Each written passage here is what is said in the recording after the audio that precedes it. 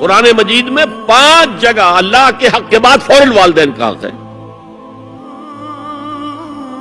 وَقَضَىٰ رَبُّكَ أَلَّا تَعْبُدُوا إِلَّا إِيَّاهُ وَبِالْوَالِدَيْنِ إِحْسَانًا. تیرے رب نے فیصلہ کر دیا ہے کہ اس کے سوا کسی کی بندگی نہیں کرو گے اور والدین کے ساتھ نیک سلوک کرو گے. اللہ کے حکم کے بعد، اللہ کے حق کے بعد والدین کا حق ہے. سورہ لقمان میں انشکر لی ولوالدیک، شکر ادا کرو میرا بھی اور اپنے والدین کا بھی. اور سورہ بنی اسرائیل میں تو کیا تفصیل آئی ہے.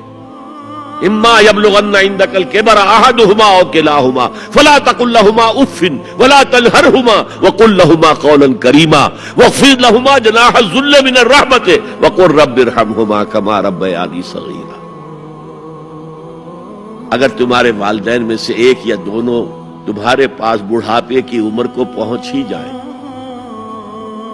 انہیں کبھی اف تک نہ کہنا، دل نہ توڑنا ان کا، چھاتی چوڑی کر کے بات نہ کرنا، ان سے کندھے جھکا کر بات کرنا، ادب سے گفتگو کرنا. قل لہما قولا کریما واخفض لہما جناح الذل من الرحمہ، اپنے کندھوں کو جھکا کر رکھنا. اور پھر کہنا، اللہ سے دعا کرنا، رب ارحمہما کما ربیانی صغیرا، پروردگار میرے ان والدین پر رحم فرمائیو جیسے کہ انہوں نے مجھے پالا تھا جبکہ میں چھوٹا سا تھا.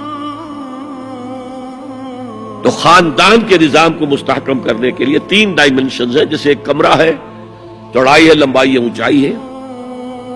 پہلے تو شوہر اور بیوی کے درمیان bond of love.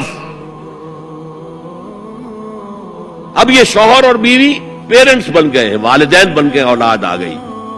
Second dimension add ہو گئی، ادب، عزت.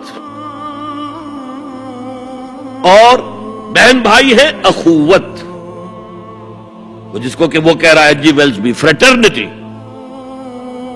خاندان کا ادارہ مستحکم. یہاں ایک نقطہ اور بیان کر دوں. لیگل لیول پر بیوی کے حقوق کم ہیں، شوہر کے زیادہ. الرجال قوامون علی النساء، سیدھی سیدھی بات ہے اور ہمیں ڈٹ کر کہنا چاہیے. اس سے زیادہ معقول بات کوئی نہیں. کسی ادارے کے 2 سربراہ برابر کے اختیارات والے نہیں ہو سکتے. لیکن اخلاقی طور پر جو ماں کا حصہ ہے، باپ کا حصہ اس سے 1/3 ہے. قرآن مجید میں آیا ہے نا، حملتہ امہ وہنا علی وہن وفصالہ فی عامین ان اشکر لی ولوالدیک.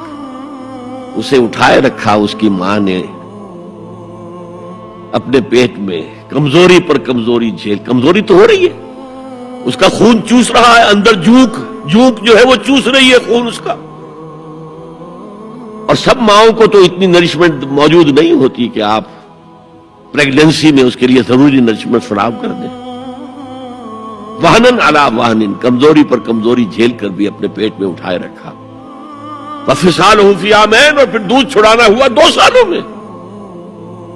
وہ جھونک جو ہے وہ پھر اس کی چھاتیوں سے چمٹ گئی. لہذا اس کا حق 3 گنا زیادہ ہے باپ سے. ایک صحابی حضور سے پوچھتے ہیں، حضور میرے حسن سلوک کا اولین مستحق کون ہے؟ فرمایا تمہاری والدہ. پھر پوچھا ان کے بعد کون؟ پھر کہا تمہاری والدہ. پھر پوچھا ان کے بعد کون؟ پھر کہا تمہاری والدہ. پھر پوچھا ان کے بعد کون؟ تو کہا تمہارے والد. 3 درجے. اور یہ جو فرمایا الجنت تحت اقدام الامہات، جنت تو ماؤں کے قدموں تلے ہے، یہ باپ کے بارے میں تو نہیں فرمایا. یہ ہے ایکویشن، بیلنس.